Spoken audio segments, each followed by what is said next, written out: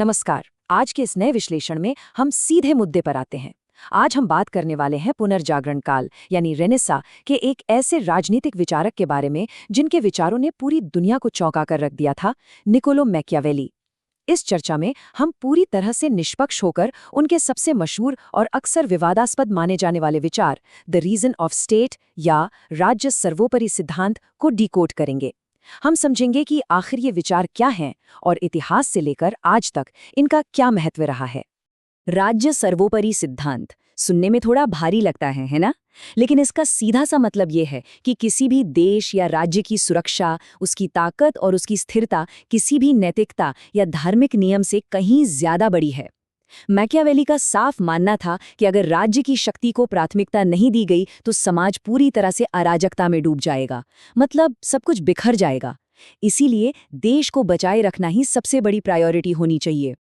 आज की इस चर्चा को हम 5 मुख्य हिस्सों में बांटेंगे। राज्य की सर्वोच्चता, नैतिकता बनाम राज्य का हित, शक्तिशाली शासक की जरूरत, राजनीति और धर्म का अलगाव और आखिर में मैकियावेली के विचारों की आलोचना और आज के समय में उनका असर।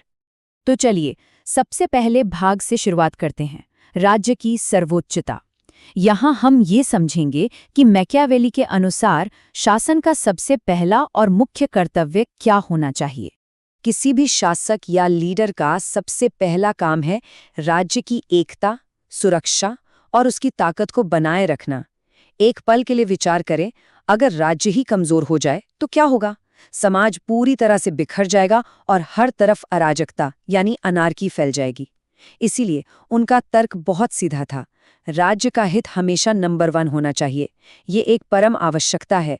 राज्य सुरक्षित रहेगा तभी तो नागरिक सुरक्षित रह पाएंगे। अब आते हैं हमारे दूसरे और शायद सबसे दिलचस्प हिस्से पर, नैतिकता बनाम राज्य का हित। यहाँ हम देखेंगे कि कैसे राज्य की रक्षा के लिए पारंपरिक नैतिकता को साइड में रखा जा सकता है। यह एक बहुत बड़ा टकराव देखने को मिलता है।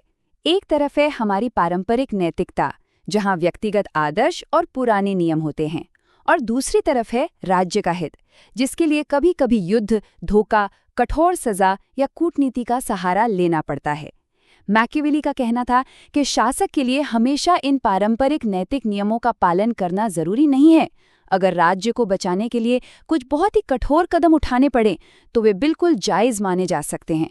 मतलब राज्य की भलाई के सामने व्यक्तिगत नैतिकता बहुत छोटी हो जाती है। ध्यान रहे, हम यहाँ इन विचारों को सही या गलत नहीं ठहरा रहे हैं, बल्कि सिर्फ यह समझ रहे हैं कि मैकियावेली का नजरिया कितना क्रूर लेकिन प्रैक्टिकल था। अब बढ़ते हैं तीसरे भाग की तरफ, राज्य को पतन से बचाने के लिए एक शक्तिशाली शासक की आवश्यकता। मैकियावेली मानते थे कि एक कमजोर लीडर कभी भी अपने राज्य को सुरक्षित नहीं रख सकता। एक कामयाब शासक के अंदर गजब का साहस, चतुराई और तुरंत फैसले लेने की क्षमता होनी ही चाहिए। और सबसे बड़ी बात, उसे एक बहुत ही नाजुक सा बैलेंस बनाना होता है। उसे जनता का सम्मान भी चाहिए, लेकिन साथ ही जनता के मन में उसका थोड़ा खौफ भी होना चाहिए ताकि कोई भी बगावत करने की हिम्मत ना कर सके। और यहीं से मैकियावेली का वो सबसे मशहूर विचार निकल कर आता है। उनका कहना था, यदि दोनों संभव न हो तो शासक के लिए प्रेम से अधिक भय उत्पन्न करना बेहतर है। ये राजनीतिक यथार्थवाद का एक बहुत ही क्लासिक उदाहरण है। इसका मतलब ये बिल्कुल नहीं है कि शासक को बस क्रूर होना चाहिए, बल्कि इसके पीछे की सोच ये थी कि लोगों का प्यार बहुत अस्थिर होता है, लोग स्वार्थी होते हैं, लेकिन सजा का जो डर होता है ना, वो हमेशा बना रहता है, और यही डर शासन को स्थिरता देता है। चौथा भाग, राजनीति और धर्म का अलगाव। ये वह बिंदु है जहां मैकियावेली ने राज्य के कामकाज को दैवीय सत्ता या चर्च के प्रभाव से बिल्कुल अलग कर दिया। मैकियावेली ने राजनीति के कामकाज को धर्म के प्रभाव से एकदम अलग कर दिया था। उन्होंने साफ कहा कि राजनीति का इकलौता मकसद राज्य को मजबूत बनाना है। हाँ, उन्होंने ये जरूर माना कि धर्म समाज को एकजुट रखने में बहुत काम आता है, लेकिन प्रैक्टिकल राजनीति की डिमांड यह है कि राज्य के फैसलों पर धर्म का कंट्रोल कभी नहीं होना चाहिए। राजनीति के फैसले पूरी तरह से तर्क और राज्य के फायदे पर टिके होने चाहिए, ना कि धार्मिक मान्यताओं पर।